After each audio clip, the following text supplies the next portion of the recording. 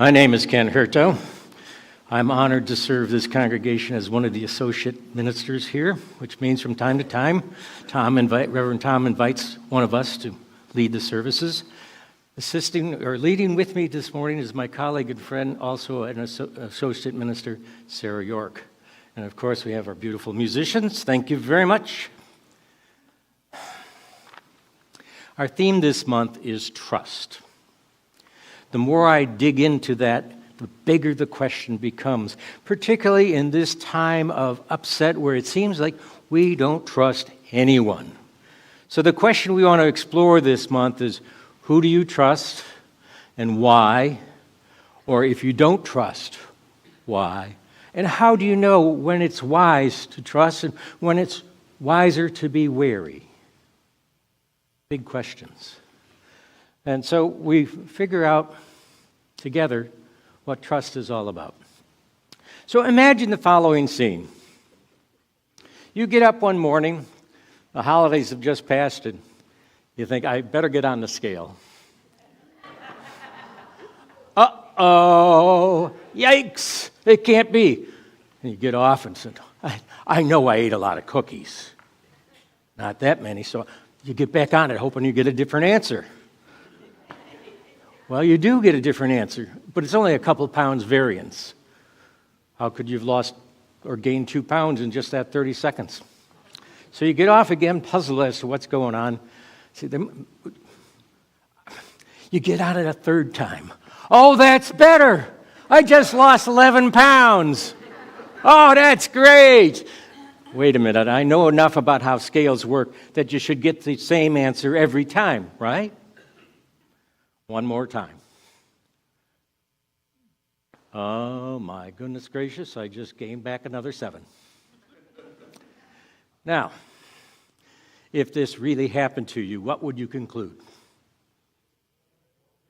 Scale's broken. And you might say to yourself, if you're like me, you talk to your machines, I don't trust you, scale. What we learn from this little illustration is one of the criteria, essential components of trust is reliability. People rely on one another to be good at their word. I promise you I will do something.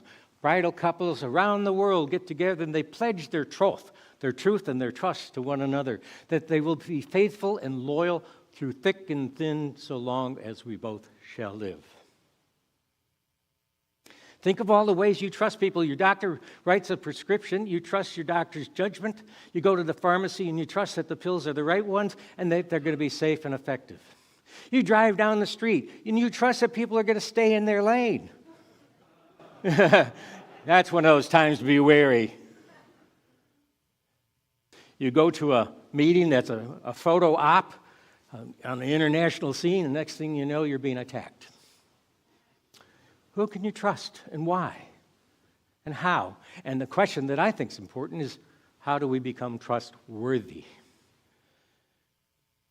Those who study how we develop our faith and how it changes as we grow, make a good argument that the first question of life, before you can articulate anything, is it okay to be here? Will I be safe here?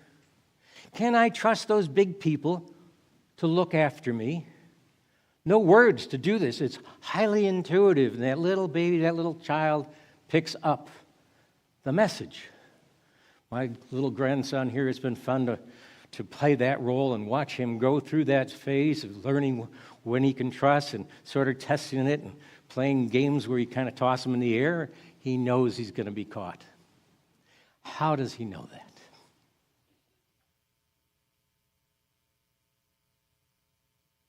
The thing about that is you replay that question every time you do something new. Every time you go somewhere you haven't been before, you got to kind of check it out.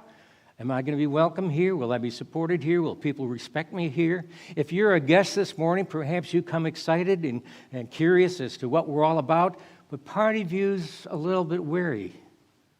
I remember going to another church one time and said, what are they going to do to me while I was there? Well, what we're going to do to you today is we're going to say we're glad you're here. new guests and old-timer guests, that we create here a beloved community that says you can trust us, rely on us to care for you, respect you, hold you close when you need to be held, and give you space when you don't. We're going to create a community that trust is elemental to how we get along together. And we will be very careful to recognize that trust is earned and it's easily lost. And so the question I put to you as the month unfolds and the services come, what do you do to make yourself a person worthy of trust? What do you do to be trustworthy? Now this, my friends, is why we come to church, is it not? To ask these great big questions. What's life all about? How do I get along with others? And so on. And does it make any difference? And how can I make a better difference? That's why we come to church. So I'm glad you're here. Welcome to church. Could I have an amen? Amen. All right. Would you please rise in body or spirit and say with me the words of our chalice lighting affirmation.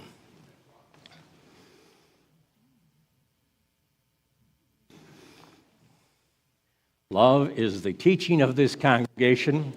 The quest for truth is its sacrament, and service is its prayer. To dwell together in peace, to seek wisdom and knowledge and freedom, to serve human need, to the end that all souls shall grow into harmony with the divine. Our chalice flame reminds us of this, our great hope, our promise, and covenant. Elizabeth, would you please?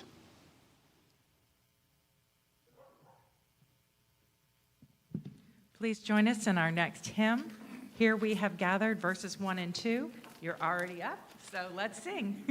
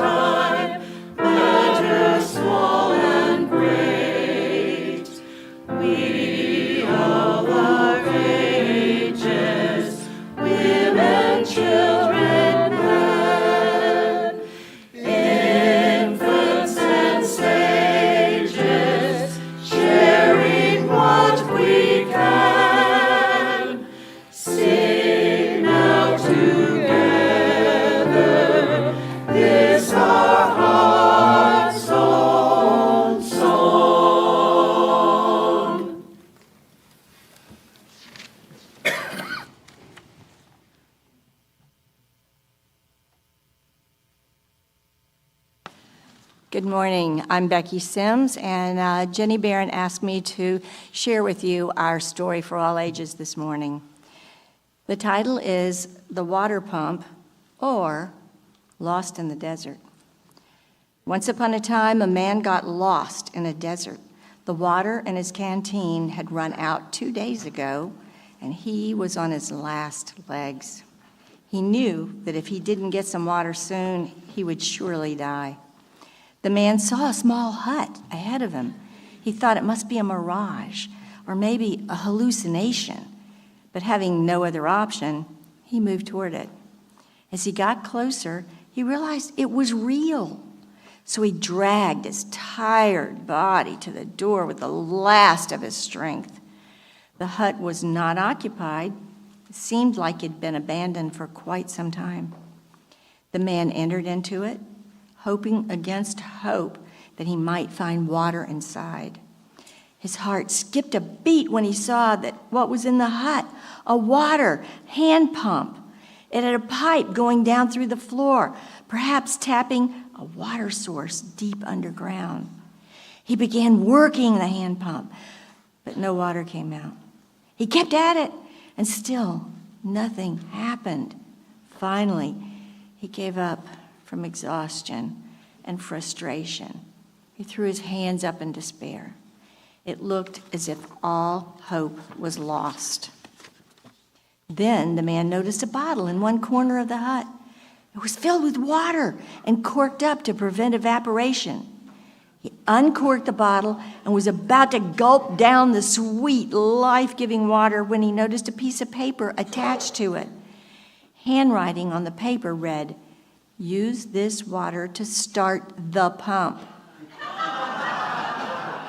Don't forget to fill the bottle when you're done." He had a dilemma.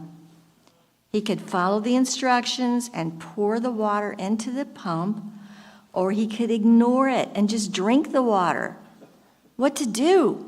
If he let the water go into the pump, what assurance did he have that it would work? What if the pump malfunctioned? What if the pipe had a leak? What if the underground reservoir had long ago dried up? But what if the instruction was correct? Should he risk it? If it turned out to be false, he'd be throwing away the last water he would ever see. Hands trembling, he poured the water into the pump. Then he closed his eyes. He said a prayer, and he started working the pump. He heard a gurgling sound, and then water came gushing out, more than he could possibly use. He luxuriated in the cool and refreshing stream. He was going to live. After drinking his fill and feeling much better, he looked around the hut. He found a pencil and a map of the region. The map showed that he was still far away from civilization, but at least now he knew where he was and which direction to go. He filled his canteen for the journey ahead. He also filled the bottle and put the cork back in. Before leaving the hut, he added his own writing below the instructions. "Believe me, it works."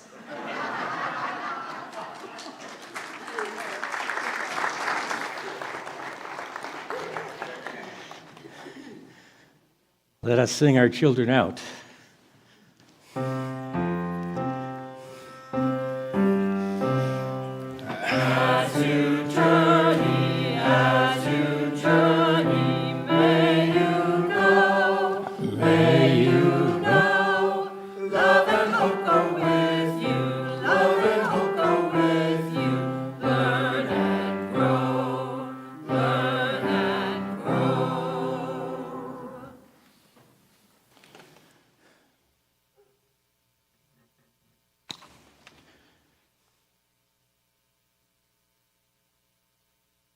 Build trust, you have to know who you're with.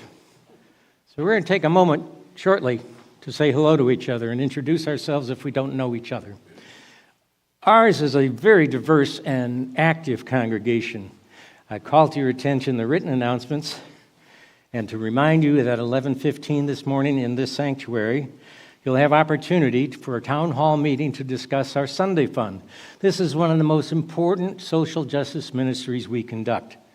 Every Sunday nearly, we have a special gifts offering that we give to like-hearted organizations of the community to carry forth our ministry of love and justice.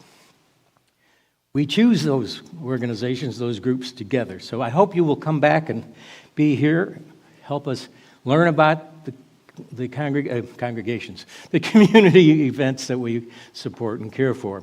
I also remind you that next month there's the service auction. Pay attention to the details in that. Now, would you please be so kind as to rise in body or spirit, reach out to your neighbor and say hello for just a few moments.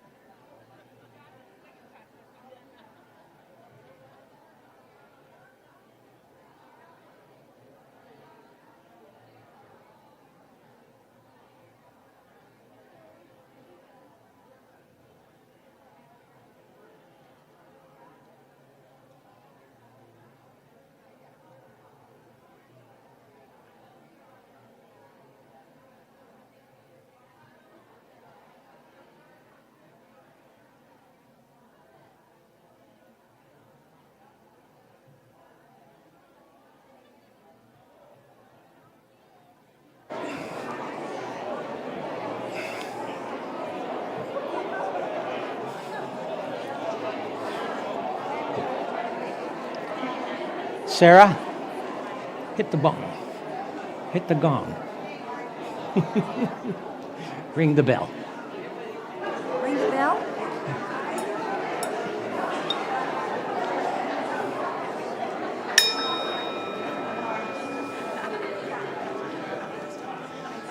One of the things I know about Unitarian Universalists is once you get them chatting with one another, there's almost no shutting them up.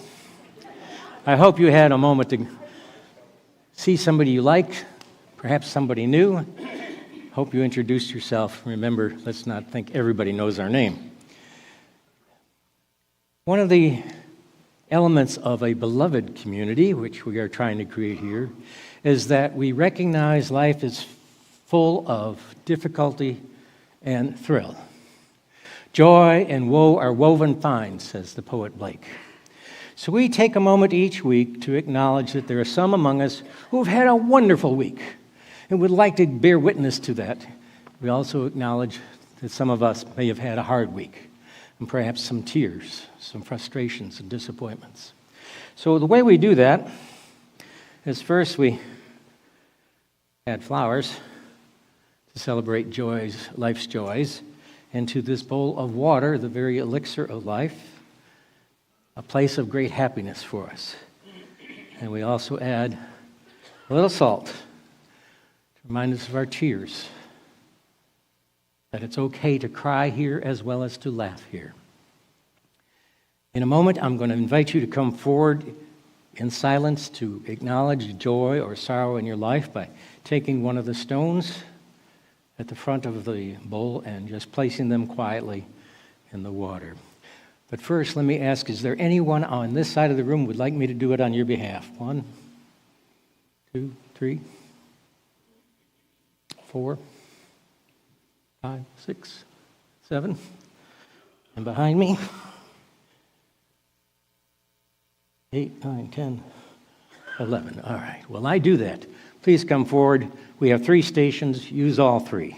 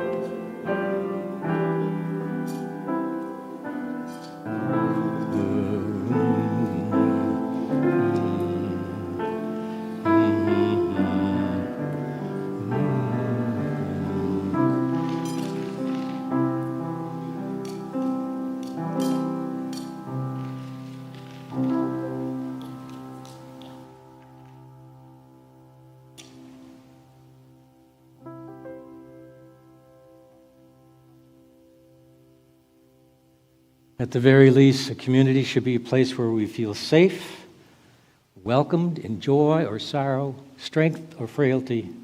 We give thanks for this sharing. May it be so. Amen.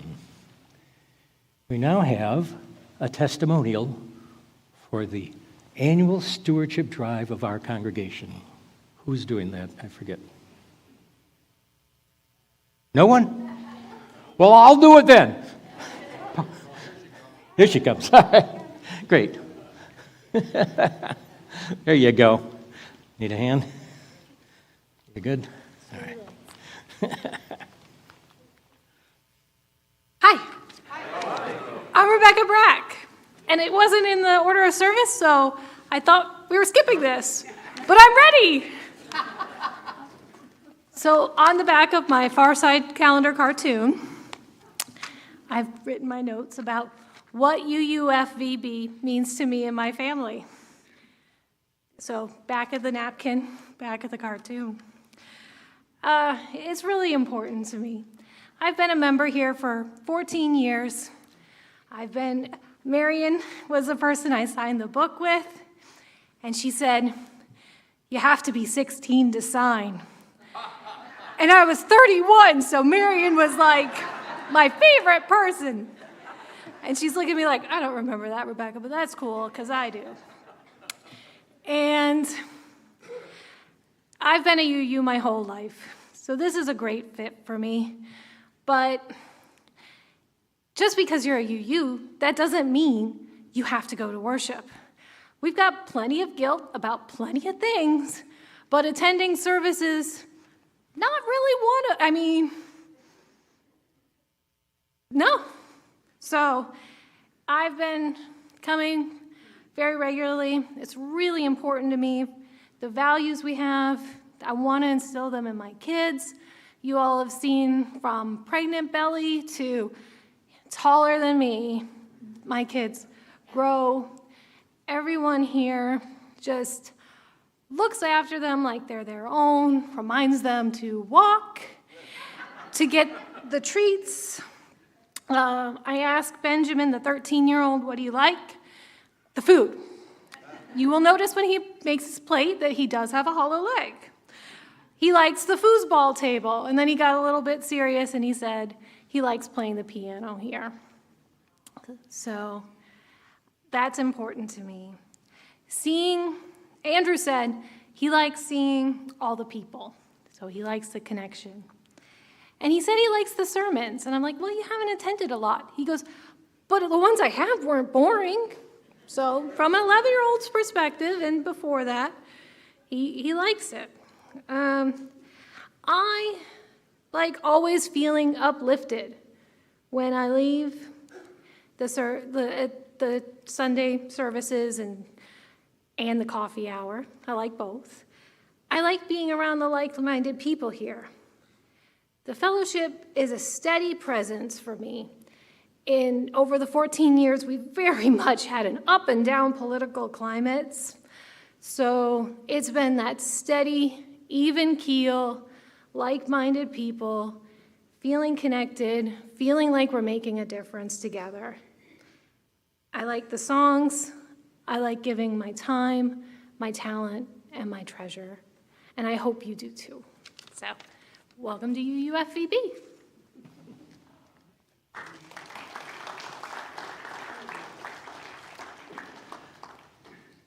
Unitarian Universalists don't have many sacraments, but one that we do have is the Sunday offering of our free will gifts. We don't depend on the state to provide our ministry. We don't depend on fat cats to provide our ministry. We all pitch in together, lean on one another, care for each other, and make this ministry work. At this time, I remind you, as you've often heard, that a grateful person is a generous person. May you be both grateful and generous in the giving and of the receiving of our offerings.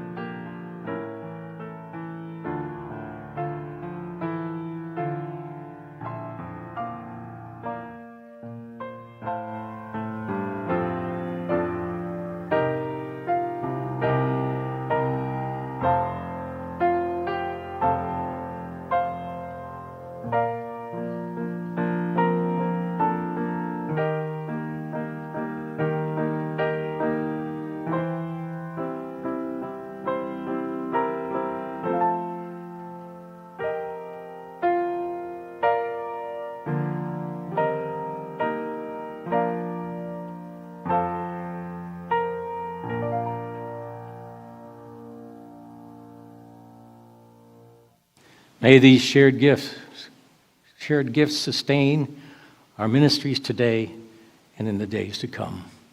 Amen.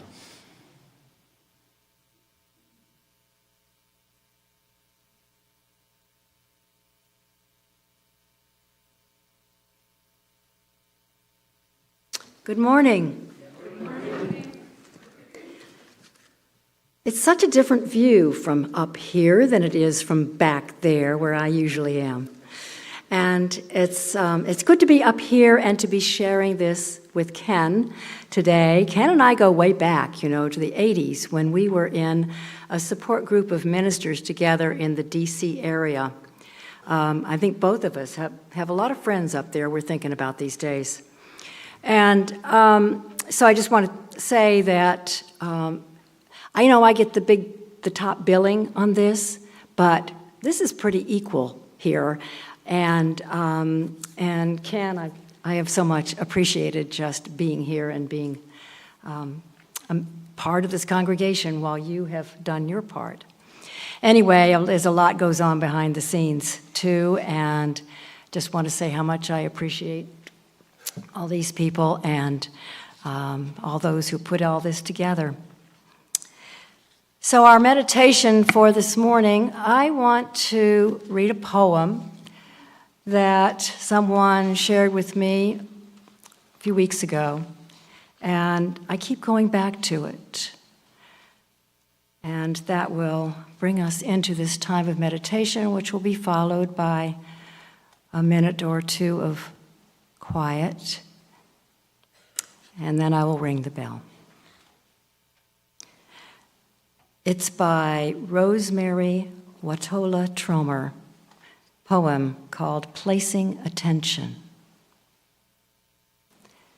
As the weather is changing, and the light is changing, and the birds at the feeder are changing, and the leaders are changing, and the feelings are changing, and the way that we see each other is changing. I notice the invitation to turn toward the truth of what does not change. Something so vast, so unnameable, so unable to be grasped and held. Something so present there is no life without it, that knows itself through you, through me, through clover and tree and cloud, and goes on forever. That I turn again and again toward that.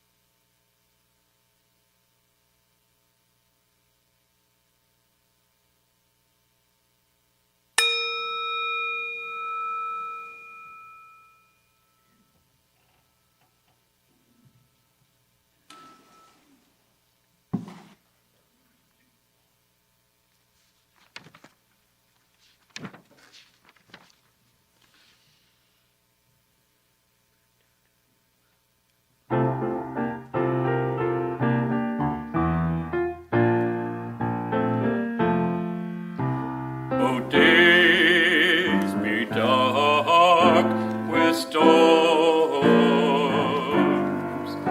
and burdens weigh my heart. Though troubles wait at every turn, I know I can go on.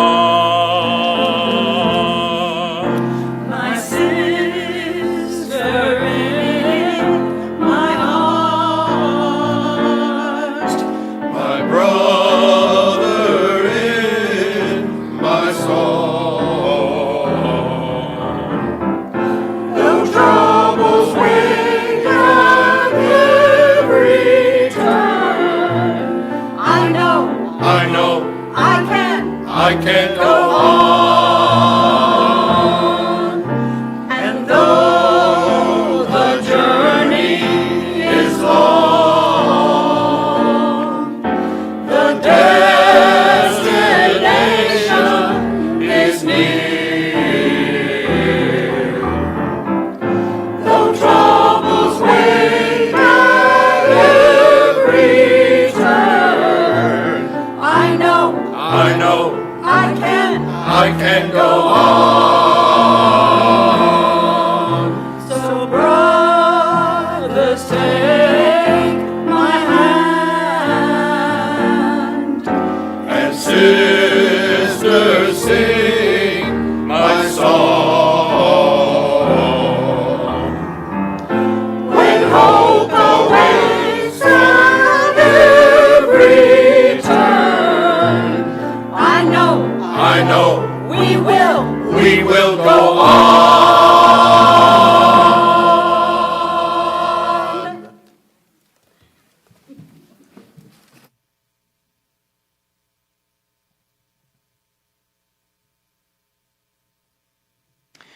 we're going to do something we haven't done here in a long time. Find the gray hymnal in your pew, and then open it up to the reading at number 664 in the back of the songbook. This particular reading was written by our dear Sarah. He was going by an alias in those days. I will read the plain print, and you respond with the italicized text. Give us the spirit of the child. Give us the child who lives within.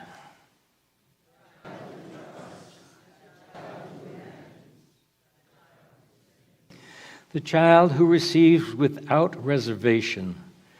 The child who gives without judgment.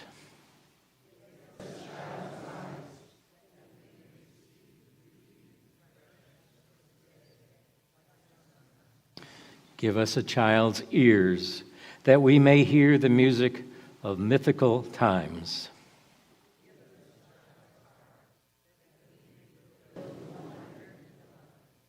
Give us a child's faith, that we may be cured of our cynicism.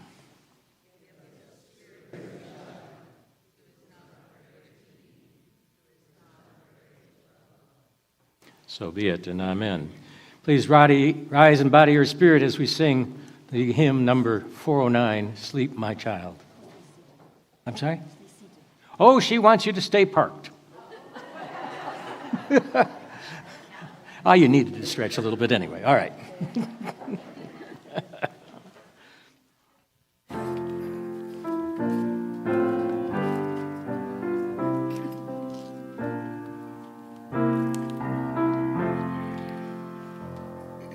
Sleep, my child, and peace attend you all through the night. I who love you shall be near you all through the night. Soft, drowsy hours are creeping, hill and vale in slumber sleeping. I, my loving vigil keeping all through the night. While the moon her watch is keeping all through the night. While one half the world is sleeping all through the night. Even while the sun comes stealing, visions of the day revealing, breathes a pure and holy feeling all through the night.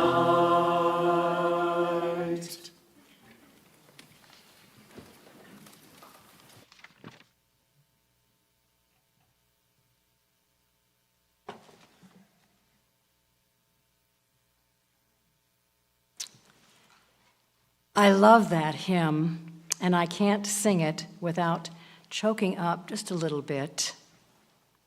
I don't know why. Well, yes, maybe I do know why. I think it's because it touches a place inside where I am still a child that needs someone there to tuck me in and assure me that all shall be well. I'm reminded of a story of a child who was alone in his bed one night, and he called out to his father saying, "Daddy, I'm afraid." His father comforted him, saying, "My son, you need not fear. God is everywhere. God is with you." Soon the boy was crying again, and again Daddy came and said, "Don't be afraid. God is near." and he left. A third time, the boy cried out in fear. This time, the father, with a slight edge on his voice, said, "So what did I tell you?" And the child said, "Yes, Daddy, I know God is everywhere, but sometimes I need someone with skin."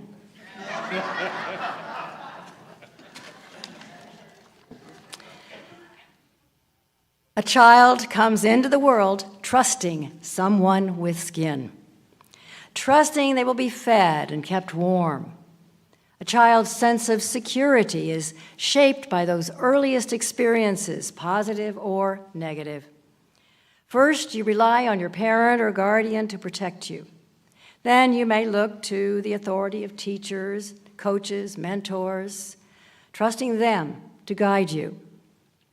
And then the hormones kick in and you realize that all adults are unreliable or stupid, or both. And all along the way, you learn what you can and cannot trust. Now today I look out at all of you and into cyberspace there, and I feel how precious is that part of you that I invite into this sacred space. Some of you have mostly happy memories of childhood. Others of you have spent a fortune in therapy to heal the wounds of childhood trauma. Some of you were raised by two parents of different sexes, some by two parents of the same sex. Some of you have step-parents. Some of you were adopted and never knew your birth parents, or were all grown up before you knew anything about them. Or maybe you had strong ties to a grandparent or an aunt or uncle or a foster parent. No matter what your family situation was, you carry memories of who you could or could not trust to be there, providing you with a sense of a safe home and a trustable world. But with all these different experiences, I think we have some things in common. First, we trusted, and then we didn't. And then, because our lives depended on it, we learned to trust again, and again, and again. We have a pair of sandhill cranes that hang out at our pond, Gretchen and George. They are very trusting of humans, warranted or not. Last spring, they nested in the wild grasses edging our pond, and they emerged one day with a fluffy little baby. We named the baby Sandy. If we got anywhere near them, they went into a frenzy, and you've probably seen this happen, of leaping and flapping their wings. Not really scary to us, but we got the message. Every day we watched anxiously, as if we were the parents, fearing that little Sandy would be breakfast for a red-shouldered hawk. Well, those protective instincts paid off, and we watched Sandy grow and learn to fly. All creatures have instinctive fears. Instinctive fears serve to protect us, and they stem from a trust that is intrinsic to all of nature. And then some fears are learned. Pain is usually the teacher. Learned fears tend to erode trust and create protective mechanisms. Oh yes, I do know that some of our learned fears make sense, like I don't trust a whole lot of calls and messages on my phone or email, especially if they say they are my minister and they're asking for money. Now, I've had to think about some of these things lately. Because, well, it's getting harder and harder to know what I can trust. Sure, the sun rises and sets on schedule, and I count on the force of gravity. But in recent months, we have witnessed the power of wind to create deadly tornadoes in our county, or fuel monster fires in California, or team up with water and mud and wipe out entire towns in North Carolina.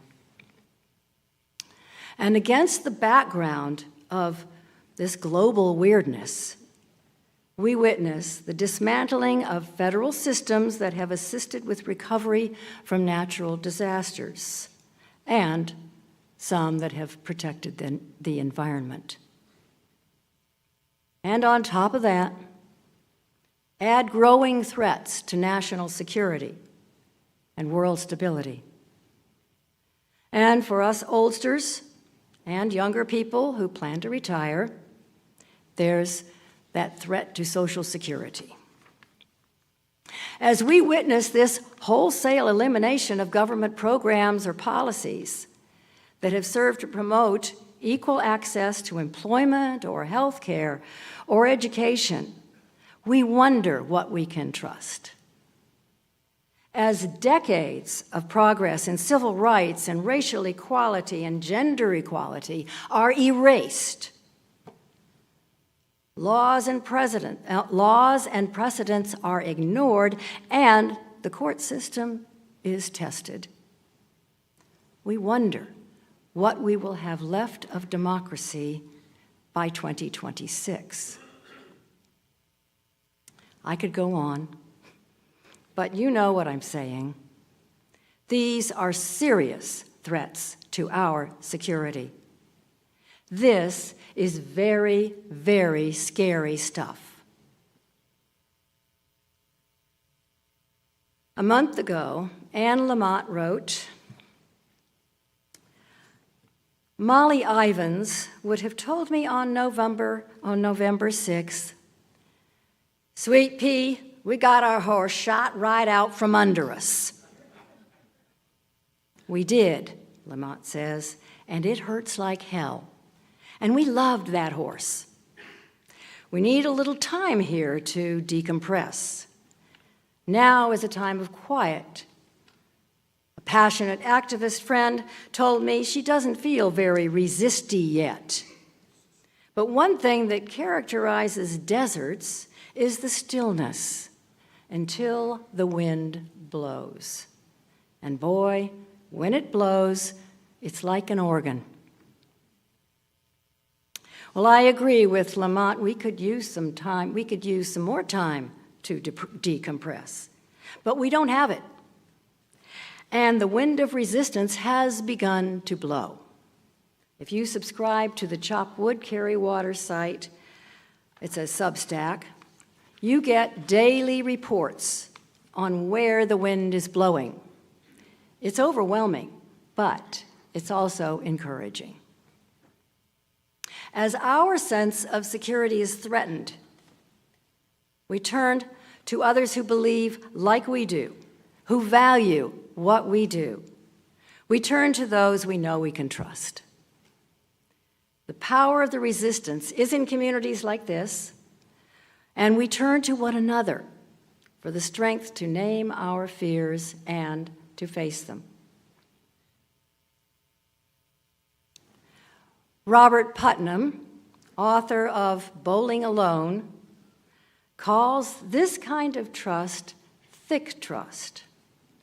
Thick trust is the kind of trust we have in the people who are closest to us or in communities such as this. Thick trust is enduring and committed. But to stay in our clannish circle of trust threatens that fabric that binds us in the larger community. There's also what Putnam calls thin trust. Thin trust is the trust that I put in people who stop when the light turns red, or stay in their lane, as Ken said, or charge the correct amount on my credit card, or give me a shot at the CVS. You can come up with 100 examples a day of thin trust, and we gotta have it. The story Becky told this morning was about the importance of thin trust. In a recent interview with Judy Woodruff, Putnam observed that since the 60s, American people have become more and more socially isolated. Recent decades have been defined by distrust and political discord, weakening the social fabric and undermining democracy. This makes people more vulnerable to populist appeals of fascism. Yes, he used the F word, fascism. And it's all there in Project 2025, a 6-month conservative playbook, 180 days. Jason Stanley, you may have heard of him, he's the author of Erasing History: How Fascists Rewrite the Past to Control the Future. Project 2025, he says, calls for systematic replacement of civil servants by party loyalists. Systematic replacement of civil servants by party loyalists. Now, I'm guessing that many of you know someone who lost their job in the last week or so. It's happening. It's happening now. Stanley calls this the Great Replacement Theory. It's all about elevating the history of white Christian heterosexual men and erasing the rest. It's a white supremacist agenda reminiscent of the 1930s in Germany. Kind of grim, huh? So here I am saying that when thin trust is being eroded, when we are most inclined not to trust, we have to do more than drum scroll and join the resistance. We have to tend our own spirits. We have to cultivate the kind of trust that is grounded in something ultimately reliable and true. Which brings me back to children. The loss of the young child's kind of trust is a normal part of growing, we know that, but it also signals the separation of the individual self from the divine self. Now, bear with me while I bring in a few classic images from biblical literature. The myth of the Garden of Eden was about innocence. It was where humans were connected with the holy. Then they learned about good and evil and were cast out, separated. I don't buy the Christian theology about sin, but this myth, like similar myths from other religions, offers a universal image of union with divine purpose. When Jesus said that a person must become like a child to enter God's domain, I hear him saying that our reunion with our own spiritual center depends on our ability to redeem the quality of trust that only a child seems to possess. A child sees through eyes undimmed by cynicism and hears with ears unpolluted by too much information. A child's trust is pure, an offering of divine love in our midst. Redemption into a child's way of trusting has a spiritual component. It invites us to get past fear, and it takes us beyond the tribal nature of our personal relationships. Our trust is not so much of the other person as it is an expression of faith in the spiritual power that binds us to one another. It's like Gandhi's soul force, ahimsa, and Martin Luther King's radical love, agape. King inspired a movement that was fueled by love, not fear, not hate. Love. Yes, he inspired people to come together on behalf of justice, but more than that, he inspired them to trust in the kind of love that binds people together and does not tear them apart. And if there's one thing that you take away from this service today, that's it. Redeeming a child's trust is not about those people out there who scare us, who have shot the horse out from under us. It's about us, about our source of spiritual power.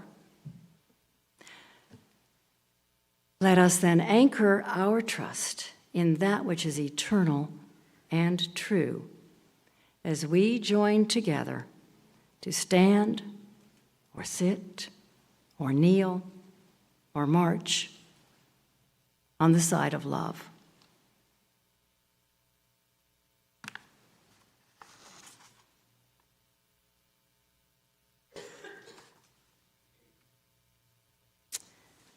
Sing our final hymn.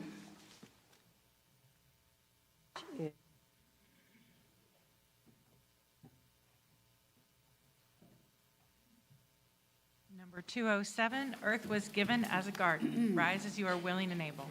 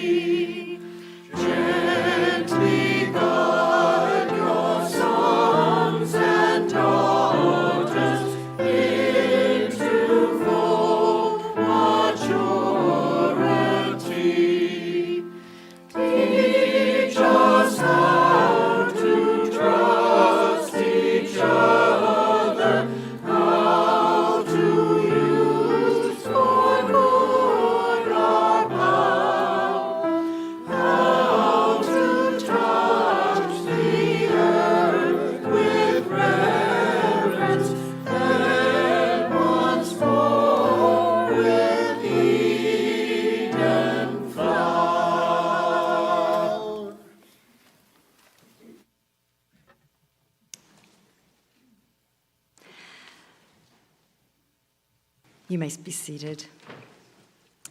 May you see holy light on the path ahead when the road you walk is dark. May you always hear, even in your hour of sorrow, the gentle singing of the lark. When times are hard, may hardness never turn your heart to stone. May you always remember, when the shadows fall, you are not alone. That is an Irish blessing. May peace be with you, my friends, this day and in the days to come.